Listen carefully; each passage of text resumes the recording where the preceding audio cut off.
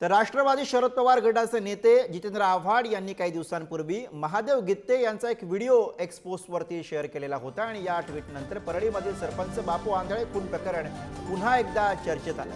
महादेव गित्ते याच्या व्हिडिओनंतर त्याची पत्नी मीरा गित्ते समोर आली आहे। महादेव गित्तेवरती झालेल्या हल्ल्या प्रकरणामध्ये वाल्मिक कराड याचा समावेश 307 मध्ये करावा अशी मागणी ही त्याच्या कुटुंबियांकडून केली गेली।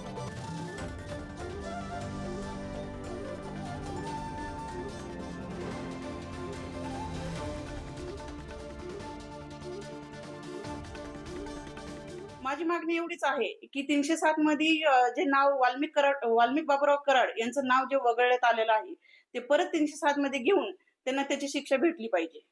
हो, एसपी साहेबांशी मी भेट घेतलेली आहे। एसपी साहेबांना कळवलेलं आहे की कोणत्या अधिकाऱ्यांनी त्यांचं नाव जे कमी केलेलं आहे, वाल्मिक बाबूराव कराड यांचं नाव कमी केलेलं वगळलेलं आहे, ते परत नाव 307 मध्ये यावं आणि त्यांना शिक्षा झाली पाहिजे। साधं जर पोट दुखलं तर आयसीयू मिळतो, तर मग यांचे तर ऑपरेशन झालेले आहेत, मग त्यांना का हॉस्पिटल मिळत नाही? त्यांना बाहेर का काढलं गेलं नाही हॉस्पिटलमध्ये? मला याची पुरावे द्या की तुम्ही तिथं खरं ट्रीटमेंट दिली, त्यांना हॉस्पिटलमध्ये आणलं होतं आणि हॉस्पिटलमधून रिपोर्ट वेगळे आलेत म्हणून काही।